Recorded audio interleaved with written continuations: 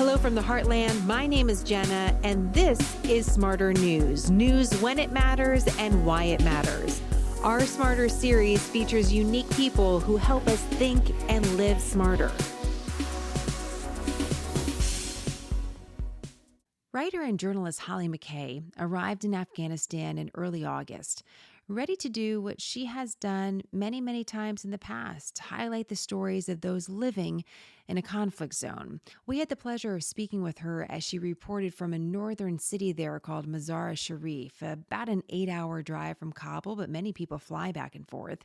And while some high-profile cities had fallen to the Taliban in the previous days, Hollie described a lively urban environment where many people mostly went about their own lives, a stark contrast to some of the headlines from other parts of the country. But in only a few hours, everything changed, and Hollie found herself in a city taken over by the Taliban.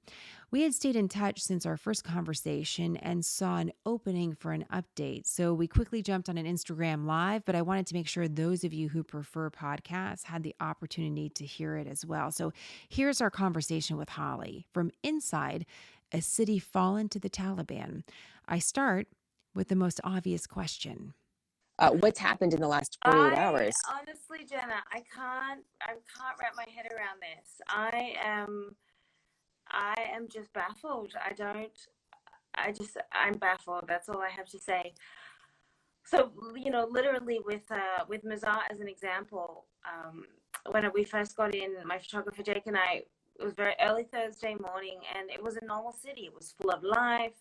People were in the streets, the markets were full, everybody was at the shrine, like it was full of life. And I just remember being shocked because everybody was talking about all the northern provinces going.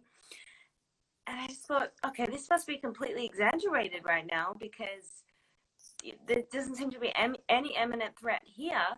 And then so Thursday was great. I remember we went out, there were ice cream makers in the street. It was just amazing. I thought, what an amazing city. Friday, things had shifted, and you could just feel it. There was a sense of fear. There was people were a lot more like, they're coming. And I remember thinking to myself, are you sort of exaggerating? Is this going to happen? The shopkeepers were sort of closing down, but things were still, they were open and there were people around. It wasn't. And then Saturday, it was just a ghost town, and people were lining up at the banks to get money out. And we were hearing a lot of rumors about, there was sort of 3 front lines, and the first one had been breached. And I thought, they'll defend the city. They're not going to get through the next 2. And then it was gone, just like that, literally just like that. And what did that look like, Hollie, when you say it was gone?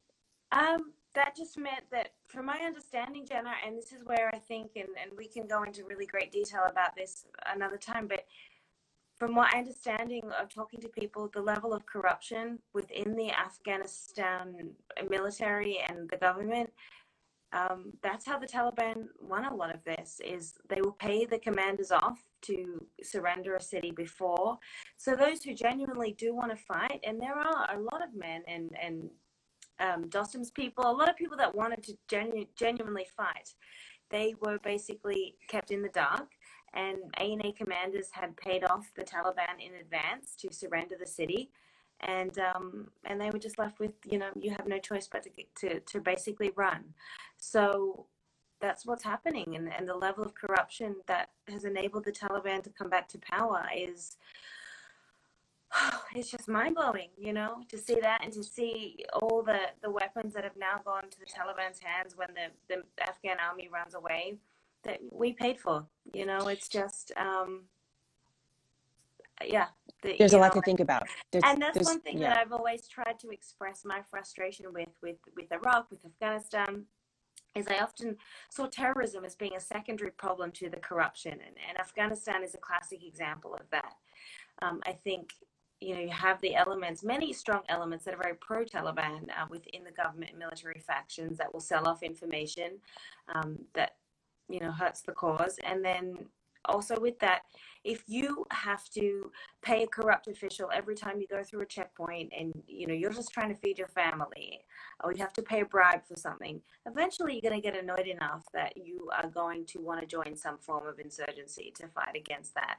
And so I often think of terrorism as a secondary problem as opposed to the main problem. And I think that's where a lot of our policy, in my opinion, has gone wrong. Well, it's an important point that you really underscore, which is that when you think about groups like the Taliban, and you mentioned this in our interview, they're controlling everything, social services. So, think about if you wanted to go, you need to see healthcare, your electric bill, that at certain points they're controlling the very basics of your life. So you're forced to have to interact, and then you have to make choices about what that interaction looks like. There's a lot of folks that are asking about where you are, Hollie, and how you're doing. Can you tell us, how do you feel about sharing that? I mean, I know it's obviously a very developing situation. Yeah, it is, and I'm fine, and I'm in a safe place, and I'm fine. But I guess when we talked about on our interview last time, what does it mean when a city falls? Well, I wasn't sort of quite expecting that I would experience that the following day myself. So I'm currently in an area that is controlled by the Taliban, but it is, but I'm safe, and everything is fine, and I will be, hopefully as soon as possible getting to Kabul. But yeah, I'm safe, and things are quite orderly. So initially when the Taliban came in, they came in on bikes, so you could sort of really sense a difference. There was a lot of celebration. When you say bikes, Hollie, what are you, on motorcycles? They're in old motorbikes. So they're all okay. 4 of them on an old motorbike, and they sort of came in. And mind you, Jenna, they came in without any resistance. So there you go. There was no fight to this. There was very little gunfire that we heard. And they basically, they just sort of came in, and it was a big sort of celebration throughout the night last night, where we could hear them and hear a lot of just a lot of rolling around the streets. And I think some of them had gotten hold of a few police cars, and were enjoying the sirens. And then, do you have reports of violence in the streets, or nothing that I've seen, nothing that I've observed. I've only seen one woman out of the house, and that she was fully covered. But yeah, one woman. So there were very few women or children on the street. The men are obviously around, and it's a very different vibe. It's just a very different vibe. Hollie, are you, one of the things that we've covered over the last couple of weeks is that there was some uncertainty about the future of U.S. airstrikes. So just a little background for our viewers right now. The United States, although we've been drawing down, has supported the Afghan army through airstrikes, because airstrikes, air power is something that can set us apart, right? That the Taliban don't have the fighter jets. And so, any of that sort of presence. And so there was, and I remember we actually used a quote on some of our news. There was like this big, like very vague statement about, well, what will airstrikes look like after August? Right. Sorry. Are you hearing? Some tea is coming. Some Afghan tea are moving around. Okay. Well, that's good. It's good. Please have the tea. Do you hear anything? Like, are you hearing of any airstrikes around the country? Are there any airstrikes near you? And this was one thing that I brought up on Saturday, when there was when the Mazar was obviously being taken, that there was no air power. There was nothing. I heard nothing. I didn't hear a single helicopter. I didn't hear a single plane. It was quiet. It was absolutely quiet. And that was also my frustration is, we haven't left yet. The official down date is August 31st, and the U.S. had intended to support the Afghan army Air Force, up until then, and I heard nothing. Zero. And I know a lot of people were requesting air power prior to that from President Ghani, who has since fled after saying he would never flee. So there was just nothing, and I don't know whether they were just not capable of that, or I honestly have no idea. But yes, and you actually pointed that out. You pointed that out. I want people to know you pointed that out in your reporting. And I think that's really important. You said you were asking those questions, which is like, why? Like, what is what is this about, and what does that relationship look like going forward? I mean, these are obviously really big questions. Right now we're kind of in a, I don't want to say an emergency situation, but it is a quickly developing story. So let's go, Hugely. Holly. As a journalist, you're like who, what, where, when, how. So we know that you're okay for right now. We know that there's the city that has fallen to the Taliban. Um, where where where do we go from this, Holly? What are you watching as you're seeing? Because you're seeing the headlines that everybody else is seeing. You're just seeing them from the vantage point of the country that is being covered. So just kind of, why don't you just kind of walk us through what are you really watching for? Like what has your most attention? I think, I want to be, clear in that the Taliban wants to be seen as a legitimate governing force, and it has in the past been it did rule Afghanistan 1998, I think, till 2001. Not all of it, mind you, but most of the country. I think Panjshir Valley is the only province that's never been ruled by the Taliban, and that is because it's a Tajik stronghold. And for those people who don't understand, Afghanistan is very much driven by ethnic lines. So you sort of have the majorities, which are either Pashtuns, which is what the Taliban is, and also what the current government generally is, former President Ghani, and then the Tajiks, which are also another stronghold, which is Dr. Abdullah, who's supposed to be the power sharer with Ghani, although that really wasn't the case. But so if you compare it to somewhere like Iraq, which is driven a lot by sort of Shia versus Sunni, Afghanistan is different in the sense that it's often a sort of a Pashtun, Tajik, and then you have a whole lot of minorities within that, but they're the two major ones. So Panjshir, as I was saying, is a very big Tajik stronghold, so they would never allow the Taliban to kind of come in. And that's actually going to be really one to watch, because one of my very close friends and former fixers is from the Panjshir Valley, and I was talking to him, and he was saying, Panjshiris will never surrender to the Taliban, but what will happen is that they're going to end up having to create some sort of deal with them, because the province will be surrounded by the other strongholds that the Taliban has, and they'll cut off the supply route. So they won't be able to get food, and they won't be able to get all the things. So they'll have no choice but to cut a deal with the Taliban government. So Can you go back, Holly, to why this has happened so fast? I think that for some people that are new to the story might just be like, what, like, how did this yeah. happen? Why is there no resistance? And what happened to the people that we trained? And what happened to our vehicles on the ground there that maybe, I mean, like, why did this happen so fast? How could this have happened in a week's time? And a lot of us are asking that same question, and I'm questioning. I was sitting here today with, I have a great photographer with me, Jake Simkin, and he spent a lot of time, he lived in Afghanistan for 6 years, and I just said, was I being, in not having predicted this, was I being, where did even I go wrong on this? I just could never have imagined that it would happen so fast. And when I was getting my visa to come on this trip, I was sitting with a friend of mine who was a consul general in the US, and he said, look, Kabul will at least be safe through to 2022. My goodness, the US hasn't even left, and it's gone. So it was a failure in a lot of people's parts. I think maybe even the US too. I just think the information process, or the information that was being collected about it, is being incorrect. And I think perhaps a huge failure was just the level of the numbers, the sheer numbers that the Taliban has. And that, I think, we underestimated that.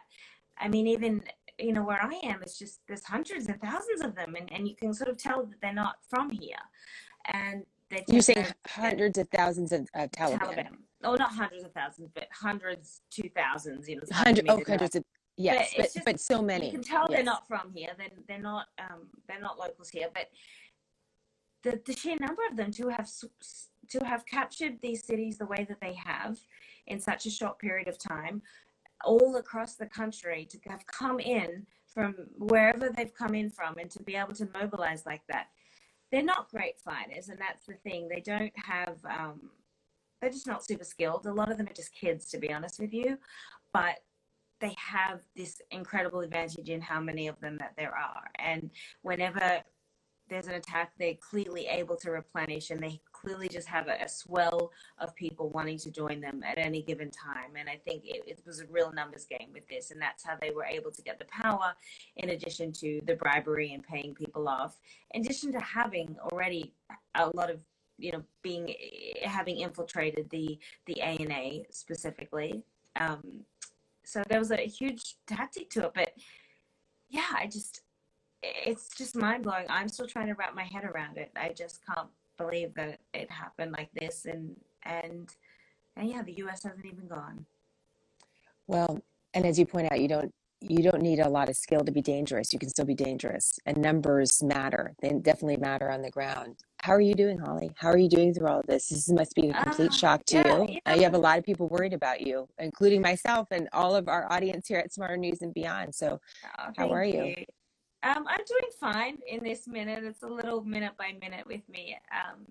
So for the most part, I'm a fairly calm person, so it's good. But it's certainly unique time and a unique situation. And my pain is that I will get to leave the country at some point and get to go home to the United States and live my life. And I'm very aware that the Afghan people don't get to do that, and the women don't get to do that. And I can't imagine, especially in somewhere like Kabul, which is quite modernized now, and you have this entire generation of women that have grown up, 20 years old now, that have been able to go to school and become doctors and become lawyers and live their lives and work and be independent. They will never leave the house again. And if they do, they will be completely covered. They will have to have a male escort. They will not go to school. I think you go to school up until about adolescence, and then you're never allowed to leave again. And their lives they will never, I don't know, and I don't see that particular situation changing anytime soon. The US obviously is not going to go into Afghanistan anytime, and I just think that's the end. And I hate saying that, but yeah, I feel, it sucks for the men too. They will lose a lot of freedoms that they used to, and allowed to play music and things like that. But for the women, they've got the most to lose, and it really I can't imagine what they must be feeling. While we're sitting here, the voices of my kids are kind of around us right now, and I can't imagine too, as a mom, thinking about this, right, and thinking about your children and what's to come and what's the future. A lot of the news cycle is going to not move in that direction of what things look like in the next several years. It's going to move minute by minute over the next several hours. And I just want to prepare our audience that we're going to see a lot of different things and a lot of different reports, and we have to, we're going to work through it carefully. Holly, let's just end with this. We always ask this question because I promised to keep this short with Holly, by the way, because she's got a lot going on. And I hope that we can just kind of be in touch over the next, several hours, several days, and keep on updating.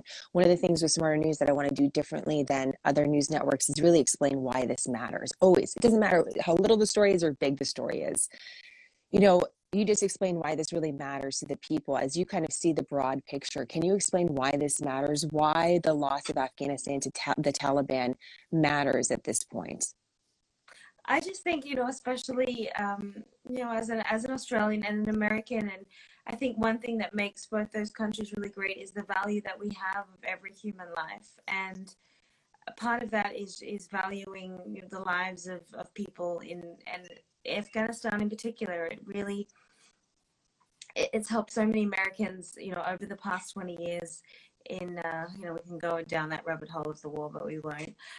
But I think Afghanistan, it's been such a big part of the American fabric, and there's been a lot of well-intentioned people who have meant the best for that country. And to think that this is the Taliban that was taken very quickly out of power almost 20 years ago after 9/11, and we'll be looking at that 20th anniversary with them back in power. I can't get my mind around it, and that should matter to every American. And we need to take a serious look at what happened and why this particular situation transpired, because we should all feel somewhat angry about that. Hmm. It's a really important point.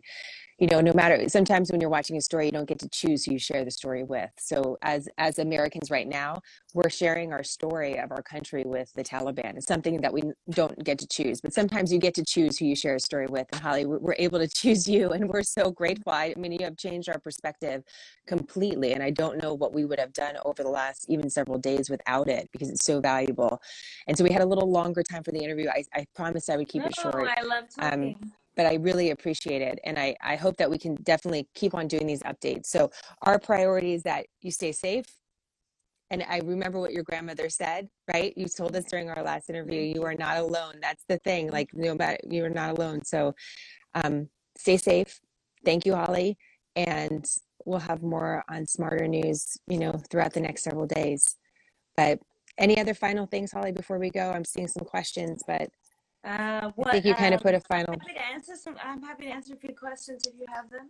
Sure. Let me just see. I'll try to kind of, um, I don't know if some of them I'm going to avoid because they're asking exactly for the details about what's your next steps, Holly. And I know those are somewhat uncertain. So let me just see if I Yeah, can so it's a pull work in them. progress. It's a A bit work in fluid. progress. That's a good one. Monica was just asking about asylum processes for people in Afghanistan. Have you had any insight on that as to like what, you know, we're talking Yeah. about the evacuation of those individuals, but the asylum process is not necessarily an easy one. Do you have any insight on that, Holly, at Yeah, all? that's a really difficult one. I think that obviously the State Department has sent a lot more people to kind of process it quickly. Although nobody was expecting Kabul to go today. I still can't believe I'm saying that. So yeah, so I don't know. I think there are a lot of people that are trying, and I've spoken to a lot of people who have gone to Kabul to try to put it together. And sadly enough, I don't know that their cases are going to be strong enough. So we're going to see. Yeah. Wendy's just asking about the freedom of movement. Are people free to move around the country right now? Well, most airports are shuttered. So, even where I was yesterday, immediately, 5 minutes after the takeover, we got a notification that my flight had been cancelled. So, and I believe Kabul airport, not 100% confirmed, but I believe Kabul airport is also closed now too for the unforeseeable future. Commercial airlines have stopped. But what happens is, and this is what point I do want to stress, is that so someone like Herat that was taken, they do end up, um, the airlines will negotiate with the Taliban, whoever's in control. It does take a few days, and then the airlines resume. So they're trying to, as I said, be the governing body. So it's not sort of a forever, and they're different to. The Taliban is different to a group like ISIS or Al Qaeda, which are designated terrorist groups, and the Taliban is not, because the US chooses to negotiate with them, and just different agendas. But they do want to be perceived as being able to run things effectively. So commercial airlines will eventually resume in most of the places they've taken. It will just take a little bit of time to work out those details.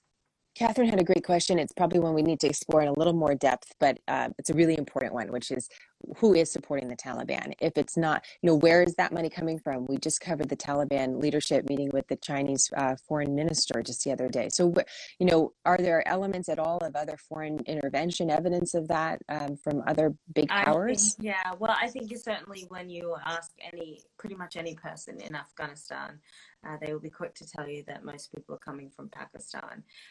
So that is definitely, which Pakistan obviously denies very heavily. And whenever I've brought this issue up with Pakistan officials, they've always said, we're the ones who built a big gate, we built a big fence, and we're not. Afghanistan is trying to pass the blame to us. But having said that, I've also interviewed several Taliban fighters that have been jailed, been part of quite big attacks, and pretty much all of them have said to me that they were trained in camps in Quetta, which is in Pakistan. So that gives you some indication. The fact that everybody has pulled their embassy personnel out, except Russia, gives you some indication of who has good relations with the Taliban. And Russia has been quite open about that for a long time. They've often said that they will support the Taliban because the Taliban was fighting ISIS, and they saw ISIS as being sort of a threat on their doorstep. So that was Russia's reasoning for that. And then, of course, as you said, China has been meeting with them, and it plans to keep its diplomatic personnel there. So it's just a really interesting times. There's also a big opium trade, and that's where they get a lot of money from that too, as well as from foreign places. And they're awash with cash. That's they have a good chunk of money, so that's enabled them to have made these incredible battlefield successes. Jay was asking about borders. Obviously, Afghanistan has a lot of different borders with different countries. Are borders open or to the other countries? Are borders shut? Well, they yes and no. So I'll give you one. So Uzbekistan, everybody from the north, when it fell, fled to Uzbekistan, and I believe Uzbekistan, in the last 24 hours alone has had about 10,000 people come to its borders. So it's been overwhelmed and has actually closed it. But I assume at some point things will be reopened. So yeah, it's just a matter of Pakistan, for one. It has an incredibly long and very porous border. So it's definitely that whole border isn't monitored. But the Taliban a couple of weeks ago took one of the major crossings. It did close for a couple of days, and then the Pakistan government was able to negotiate with the Taliban, of course, and have that reopen, that supply route. So they are still able to sort of come in and out, and that's just a matter of them having the relationships with the countries that are borders. All right. Holly, I think we're going to leave it there. I really appreciate this time. I know our audience does as well. And we're seeing again more the where we're standing right now, or where we're sitting right now. What time is it there for you, Holly? Just give what time of day? It is, oh my goodness, it's getting late. It is 9:50. No, it's not. It's 7:50. 7:50. So we're Yeah. almost 12 hours different. So it's going Yeah. to nightfall for you. Is Yeah. that correct? Yes. So going into another night. The Yeah. news as it stands, so because people may see a lot of different things, is the Afghan president apparently has left the country. We're seeing all Mm-hmm. sorts of reports about that. Why does Yeah. that matter, Holly? Because that's a really important thing. And why is that important to watch? Here's the thing that annoys me, Jenna, and this is something I've also experienced in dealing and kind of why I'm in my current predicament. But he promised he would never leave, and yet he and his closest aides kind of got out and escaped the city, apparently, according to reports, and then basically after that let it fall. So it's often a situation where a lot of these leaders who beat their chests and say how strong they are, and yet because they're privy to information that the rest of us aren't, they will quickly get out and basically leave their people, abandon Mm-hmm. their people. They'll be safe in another place. They have the money and the passports and whatever it is they need to get out, but the people who they're supposed to be governing are the ones that are left there to deal with this new reality. So that's pretty, in my opinion, very cowardly. And that's where Stay. we don't know. It's like a captain never abandons the ship, right? Even if the ship is sinking. And so, symbolically and strategically, very important news. We don't have at this point where he's gone. We don't have confirmation of him sighted elsewhere. So we'll see. But plenty of news outlets from the Associated Press, the New York Times are reporting it. So, there we are. All right, Holly, we appreciate it. I want you to stay safe. We look forward to talking to you again. And we really just are so grateful. That's all I can say right now. I'm so grateful for this connection and for you helping us through this story, because I really don't think there's anyone better in the world to do it right now. And I mean that. Thank you. I So appreciate it. Anytime. that's Holly speaking to us in Afghanistan. How remarkable to be able to have that opportunity. I always want to be very careful not to use inflammatory language. I think there's enough of that in the news, right? Enough headlines. That's why we use direct quotes. But we also have to be very specific about what's happening right now. And we're really watching, very important chapter in history. So continue to follow this. We'll be in touch with Holly. We'll send updates. What an amazing person to be able to connect with. I'm always sort of heartened by what journalism allows us to do. You and I, we're sharing our stories right now. That's a gift. And I consider it that. So thank you. Thank you to Holly and her team. And we'll keep you posted. This is important. This is decades of the United States in Afghanistan and more investment in more ways than one, thinking about the lives lost and the people's lives forever changed on all sides because of this. So leave your questions. Let's work through them, and more to come on Smarter News. Quick, concise, nonpartisan, smarter news, a refuge from the storm. I'm Jenna. Thank you for choosing smarter.